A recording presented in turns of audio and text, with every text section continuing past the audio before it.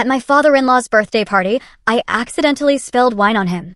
He punched me in the face, blood hit the floor, and he yelled, "Stupid maid, wash my shirt." My husband looked at me and said, "Apologize or get out." So I left. When they finally got home, they saw 68 missed calls. Can you believe someone would hit you in front of everyone for a tiny accident and then your own husband tells you to apologize? My blood was on the marble floor that night, and that was just the beginning of how my in-laws tried to bury me alive. What happened next and how far they went to silence me is still unbelievable.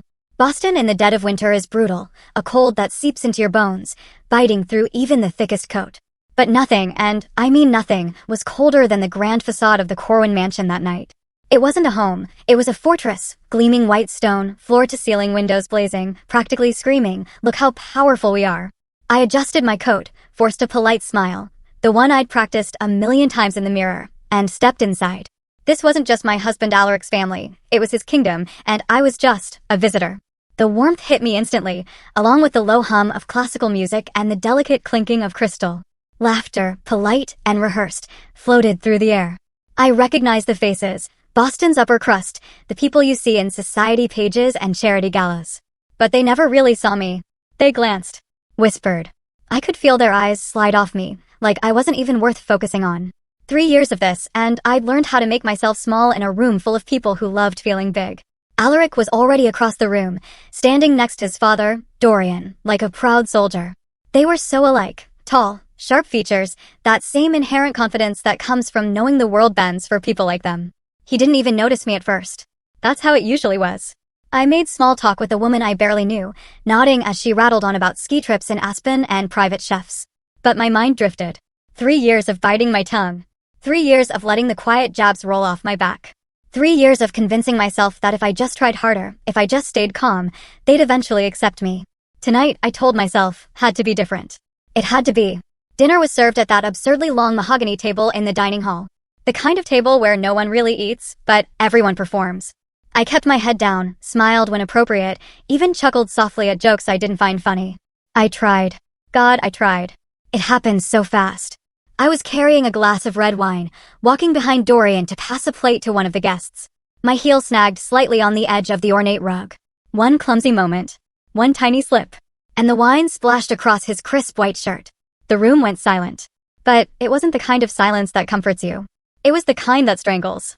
Dorian turned slowly, his face twisted with pure disgust. And then, before I could even open my mouth, his fist connected with my cheek. Hard. I felt the shock first, then the searing pain. The warm rush of blood filled my mouth. I stumbled back, my hand flying to my face as the metallic taste of copper spread across my tongue. "You stupid maid." His voice boomed, filling every corner of the room. "Wash my damn shirt." I couldn't move. I just stood there, staring at him, while a room of 50 people watched like it was theater. Some looked away. Some smirked. But no one said a word. I turned to Alaric, my husband. The man I thought would protect me, or at least try. He didn't rush to me. He didn't look horrified. He just stood there, his face cold, unreadable. "Apologize to my father," he said evenly, his voice like a gavel. "Or, get out." Something in me snapped then. Not from the physical pain, but from the gut-wrenching betrayal. The man I married, the man I thought would choose me, had just picked his father over his wife without a moment's hesitation. I tasted the blood again, felt it dripping slowly onto the polished marble floor. And suddenly, I couldn't stay there another second. There was a silk napkin on the table.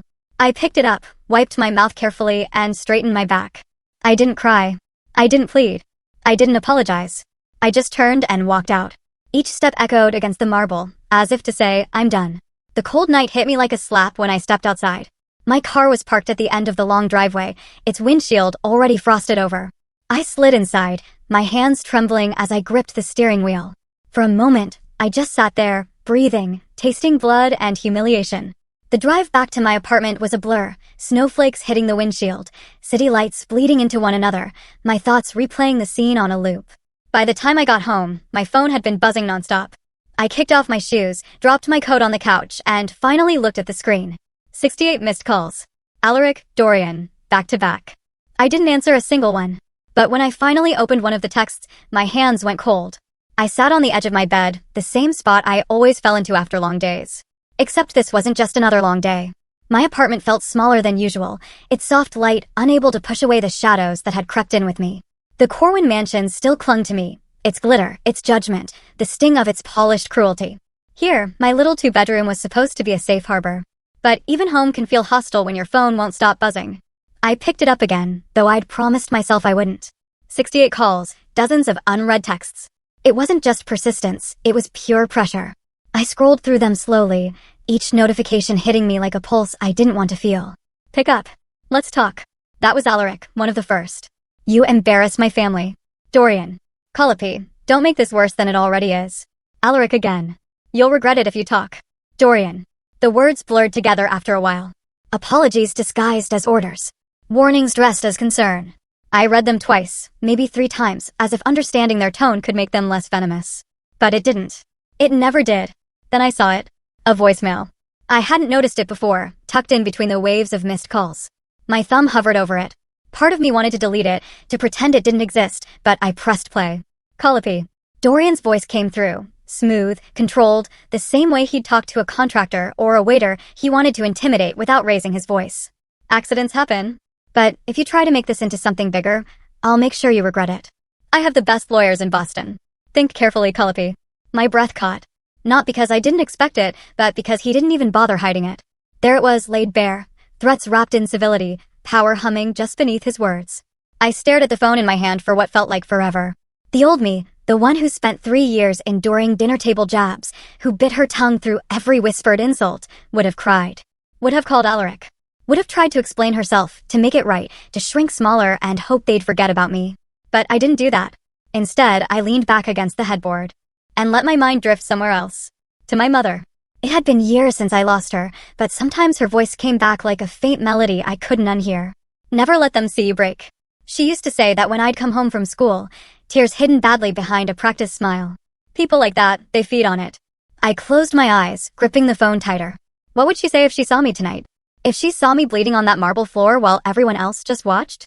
I remembered another dinner, not tonight, but months ago, when Dorian told the table I was lucky to be married into the family, considering where I came from. And Alaric didn't say a word. He just kept eating. Like swallowing his father's cruelty was easier than defending his wife. That memory had been buried deep. Tonight, it clawed its way back. I pushed myself up and walked to the small desk by the window. It was cluttered, old bills, unopened mail, a half-burned candle. And beneath it, hidden under a stack of takeout menus, was a notebook. I hadn't touched it in a long time. It started as a diary, but somewhere along the way, it became something else. A ledger. A record of every slight, every insult Dorian had ever thrown my way. At first, I didn't even know why I kept it. Maybe for my sanity. Maybe because some part of me knew this day would come. I flipped through the pages slowly. Dinner comments, phone calls, the time he joked about having me sign a prenup after we were already married. My handwriting was shaky at first, then sharper, more deliberate. This wasn't just therapy. This was evidence. The phone buzzed again on the bed. I didn't move to get it. Instead, I walked to the kitchen, poured myself a glass of water, and stared at the napkin I'd taken from the party. It was still stained, a deep, ugly red against the pale silk. I held it in my hands for a long time. A stupid piece of fabric, but it felt like a turning point, like a reminder that I couldn't keep being the woman who swallowed her pain in silence. This ends soon, I whispered to no one. The words barely audible, but real enough to make my chest tighten. I turned off my phone. No more buzzing, no more voices. Just silence. But it wasn't peace. It was the kind of silence before a storm. And I had no idea just how far they'd go to keep me quiet. When I found out, something inside me finally snapped. Morning light crept through the blinds, thin and pale, like it didn't want to wake me. Not that I'd really slept. I lay there for hours, staring at the ceiling, listening to the city waking up beyond my window, delivery trucks, distant voices. The world moved on as if nothing had happened, as if I hadn't been bleeding on polished marble while a room full of people watched like it was entertainment. My phone buzzed again on the nightstand. I didn't even look. The rhythm of those vibrations had become its own kind of torture. Alaric's name, sometimes Dorian. I didn't need to see the words to know the tone. I'd heard it all before. Instead, I got up. My body felt heavy, like it belonged to someone else, but I moved anyway. In the kitchen, I poured stale coffee from yesterday into a mug and heated it in the microwave. The silence in my apartment felt safer than their voices, but it was only skin deep. I opened my laptop, more out of habit than purpose. I wanted to distract myself, maybe catch up on work, bury myself in something that didn't involve the Corwins. But the first thing I saw wasn't my inbox. It was an email. Per Mr. Corwin, your silence is expected. Any attempt to escalate this incident will result in consequences for you and your marriage. It was from his assistant, not even him. He didn't need to get his hands dirty when someone else could do it for him. I stared at it for a long time, reading it over and over like maybe it would change, but it didn't.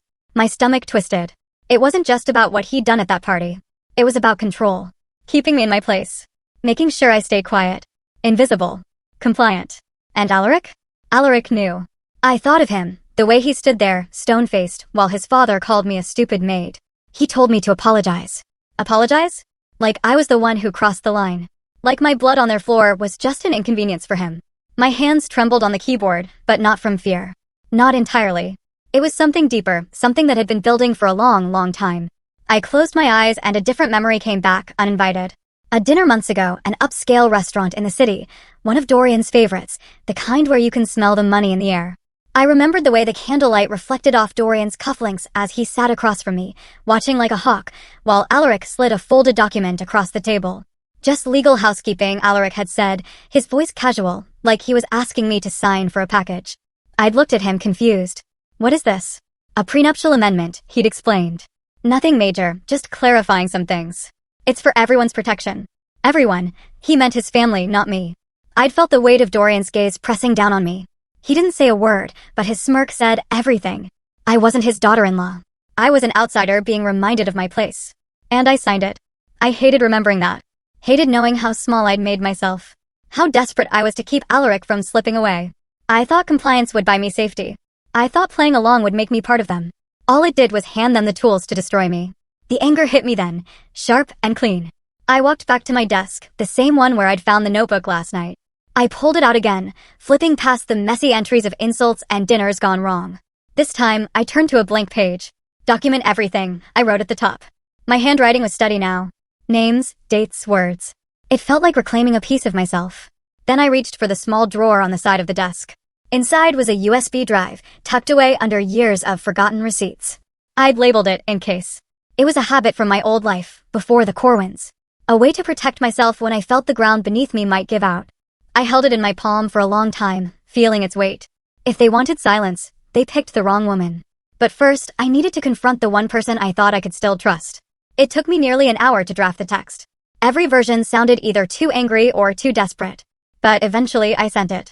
Meet me. No Dorian, no excuses. His reply came quickly, almost too quickly. Where? That told me everything. He wasn't coming to apologize. He was coming to control the narrative. I chose a coffee shop in Cambridge, neutral ground. Somewhere he couldn't raise his voice without attracting attention. When I got there, the smell of roasted beans and old would hit me like a wall. It was quiet for a Saturday morning, the kind of place where people came to work in silence, laptops glowing between half-drunk cappuccinos.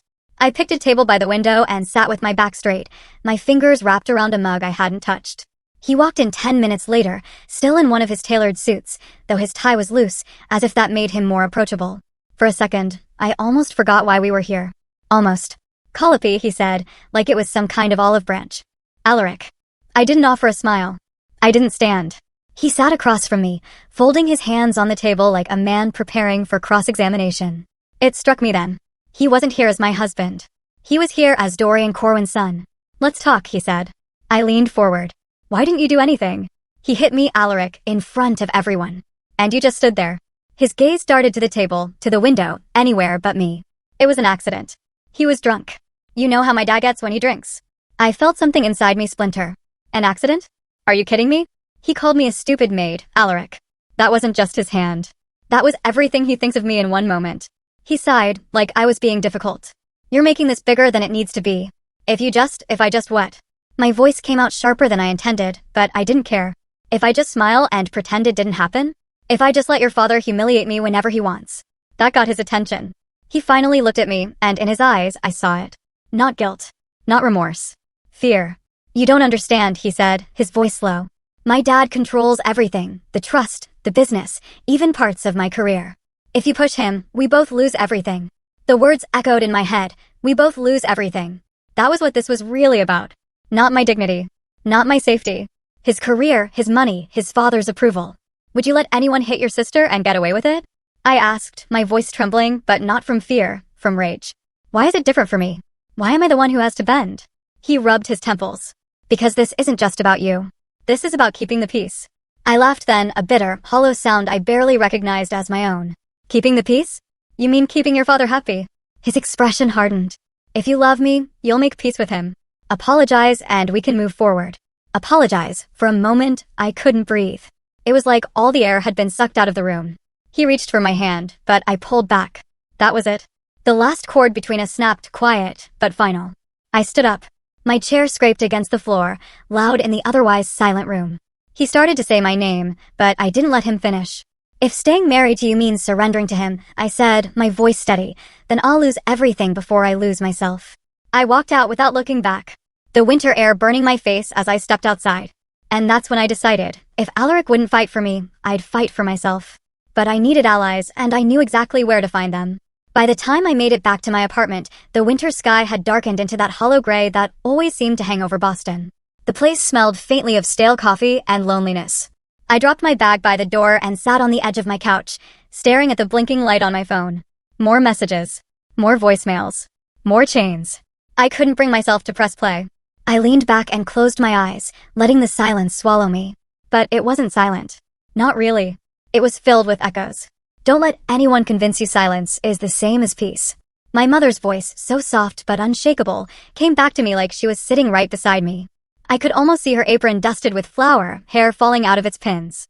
She used to say that when I'd come home from school with red eyes and clenched fists, unwilling to tell her what had happened.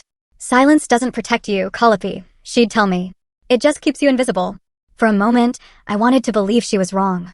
That if I kept my head down, if I swallowed it all like I had for years, it would eventually get easier. But then my phone buzzed again.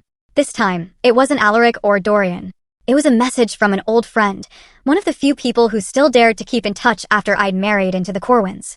Be careful, the text read. I heard Dorian's prepping a defamation suit.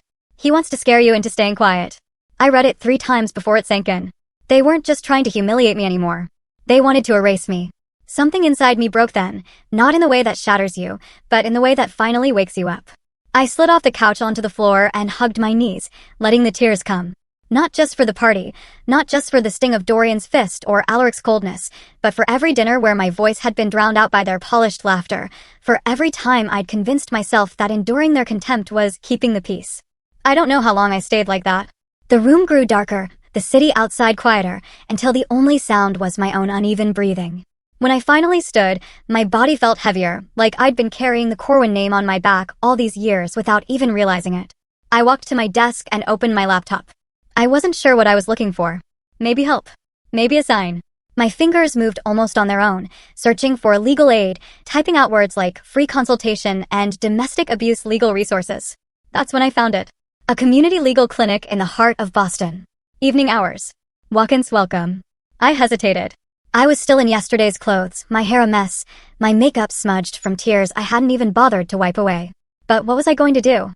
Sit here and wait for Dorian to bury me? I grabbed my coat and left. The clinic wasn't glamorous. It was tucked between a laundromat and a discount shoe store. The kind of place you'd pass without noticing. Inside, it smelled of paper and old carpet, with posters about tenants' rights peeling slightly at the edges. I almost turned around. But then a voice called out, "Can I help you?"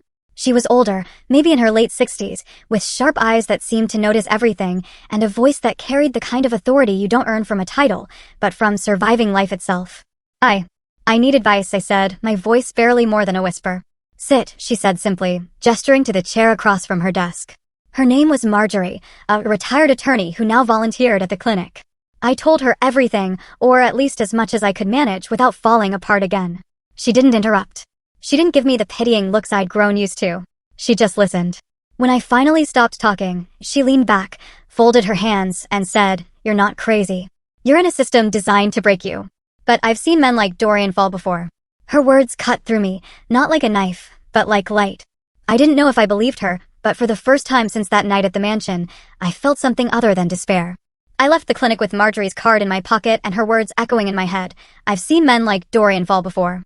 If that was true, I was going to make sure Dorian Corwin was next. The next morning felt different. Not lighter. No, the weight was still there, but it was the kind you start lifting on purpose. I woke up with a plan forming in my head. One shaky, but real, step at a time. I made myself breakfast, an actual meal, not the stale crackers I'd been surviving on since that night. 2 scrambled eggs, toast, and coffee that wasn't reheated from the day before. It wasn't much, but it felt like reclaiming something. By mid-morning, I was back at the legal clinic. Marjorie was already there, sifting through papers behind her desk like a woman who hadn't really retired. She looked up when I walked in, her sharp eyes softening for a second before snapping back to their usual steel. "You came back," she said, as though she'd been expecting me. "I can't do this alone," I admitted, sliding into the chair across from her. "No one can," she replied simply. "Let's talk options." We spent the next hour going over what needed to be done, filing for a restraining order, documenting every single incident of abuse, even the ones I'd tried to convince myself weren't bad enough to matter. She kept telling me, patterns matter more than single events. "You've been in a system of control, Calliope. The more we can prove it, the harder it is for him to spin this." Then she leaned back, crossed her arms, and said something that caught me off guard. "You should know this isn't my first time dealing with Dorian Corwin." I blinked. "What do you mean?" "Years ago, I represented one of his employees, a man who stood up to him after being harassed at work. Dorian blacklisted him, ruined his career. We lost the case because Dorian buried us in legal maneuvering, but..." She tapped her desk, a small smirk forming. "I still have the documentation. Old records, letters, evidence of how far he'll go when he thinks someone's a threat." My pulse quickened. "You kept it?" Marjorie nodded. "I don't throw away things that might be useful later, and Dorian Corwin always leaves a trail." For the first time, it felt like we weren't just playing defense. After leaving the clinic, I headed to the public library. I don't know what I expected to find. Maybe nothing. But sitting in that quiet space, surrounded by the hum of computers and the smell of old paper, I felt calmer, like I belonged somewhere again. I dug through public records, combing through years of business filings, charity reports, property ownership records. It was tedious, but then I saw it. A property transfer made under Dorian's name just days before the party.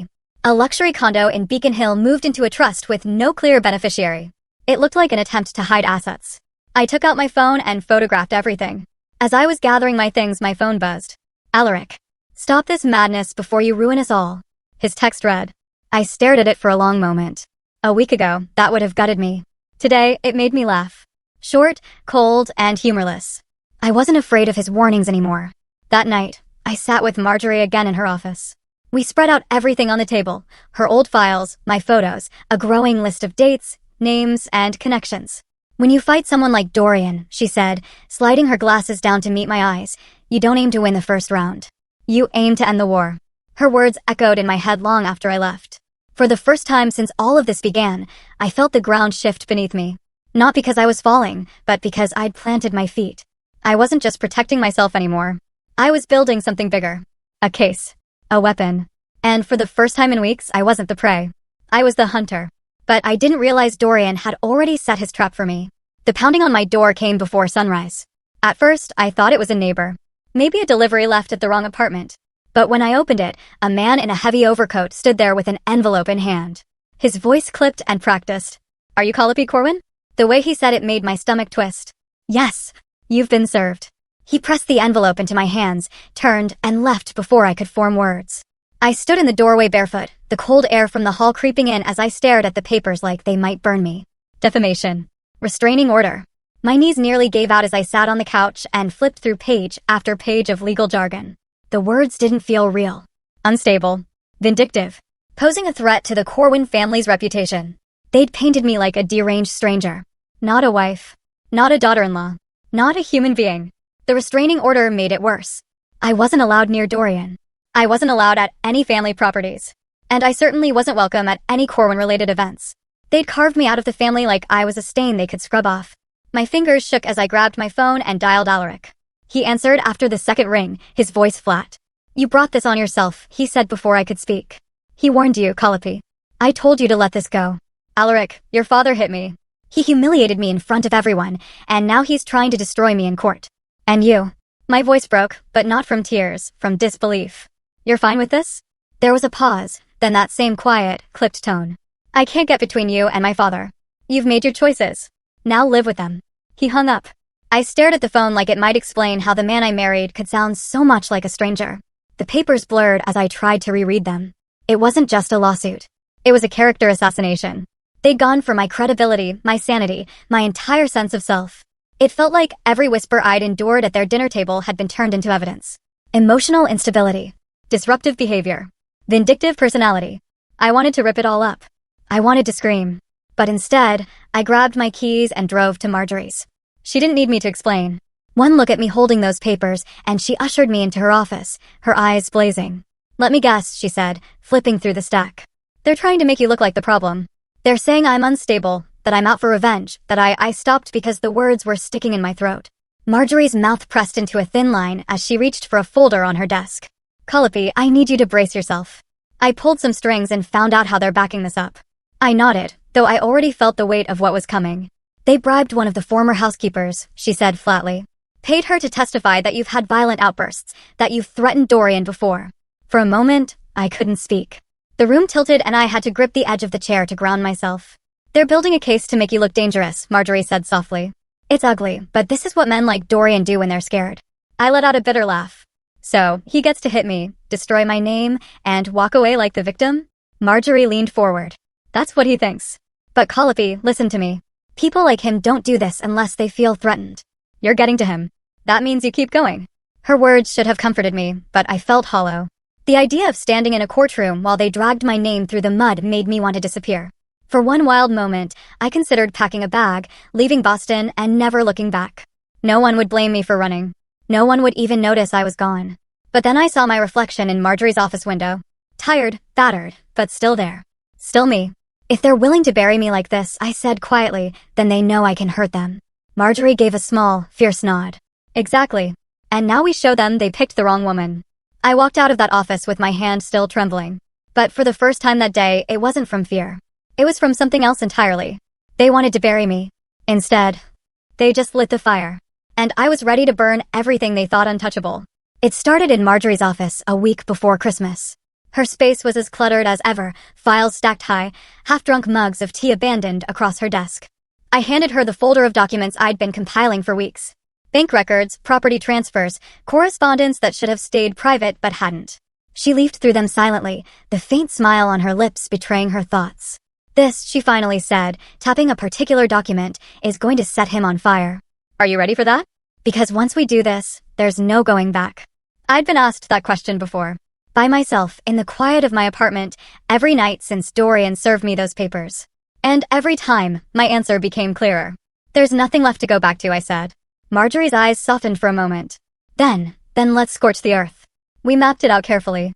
No impulsive moves. No emotional outbursts. I had one shot to hit him where it hurt, his image. Dorian lived for his reputation in Boston's elite circles. Destroying it would be the one wound he couldn't stitch up with money. I spent 2 sleepless nights drafting anonymous emails to investigative journalists. Each one contained the files, proof of his fraudulent property transfers, whispers of money laundering hidden under layers of corporate jargon. I scheduled them to go live at exactly 8 p.m. on Christmas Eve, during his charity gala. The symbolism wasn't lost on me. He'd planned a night of polished speeches and cameras catching him play the benevolent tycoon. Instead, I'd turn it into the night his empire cracked in front of everyone who mattered to him. On the evening of the gala, I stood in front of my mirror longer than I'd care to admit. I chose a simple black dress, nothing flashy, but sharp enough to make them notice. It wasn't about beauty. It was about reclaiming the dignity they'd stripped from me. The ballroom was everything I expected. Glittering chandeliers, white-draped tables, and the cloying scent of wealth and old money perfuming the air. I hadn't been invited, but no one stopped me. The Corwins had always been good at pretending. Alaric found me before I even reached the center of the room. He looked paler than I'd ever seen him. "What are you doing here?" he hissed, grabbing my arm. I pulled away calmly. "Watching the show." His jaw clenched. "Calliope, this isn't the way." "It's the only way." I didn't wait for his response. Across the room, Dorian stood at the podium, radiating smug confidence as he thanked donors for helping the less fortunate. His voice boomed over the microphone, and I wondered if anyone else could hear the rot beneath those words. Then it happened. At 8:03 p.m., his phone lit up. Then another. And another. He glanced at the screen, his expression flickering, the mask slipping just slightly.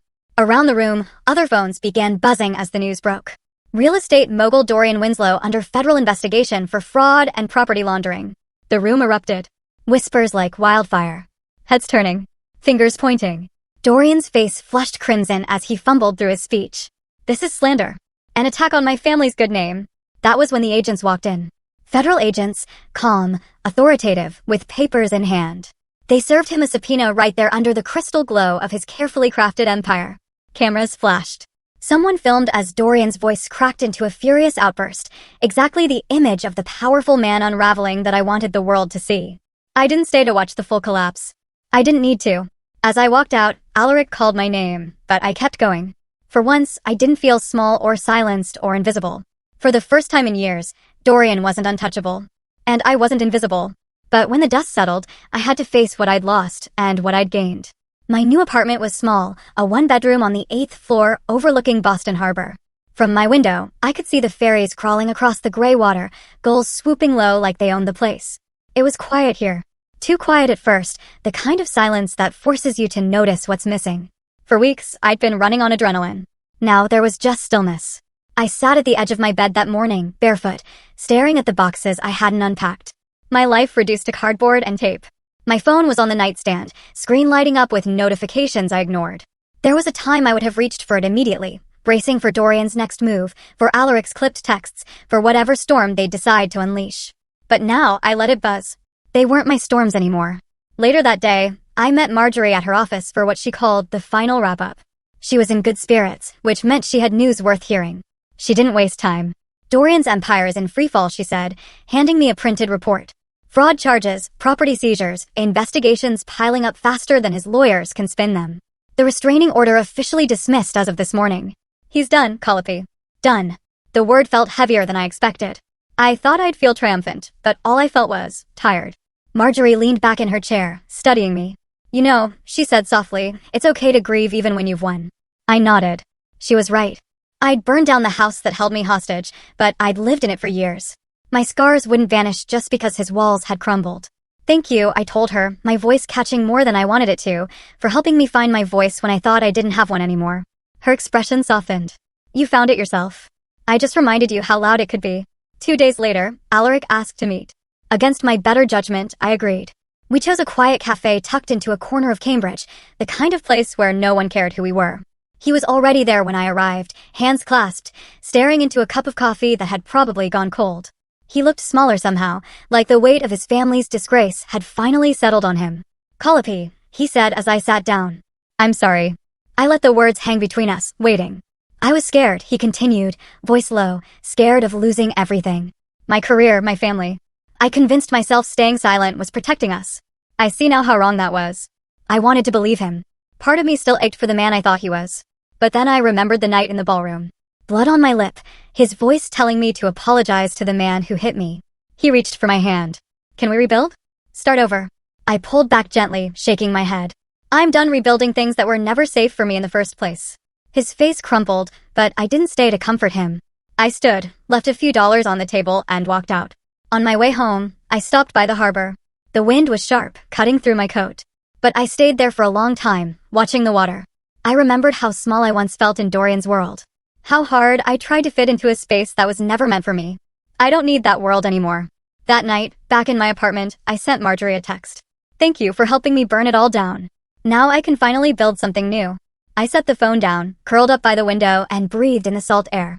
The ashes of their empire weren't my burden anymore. They were my freedom.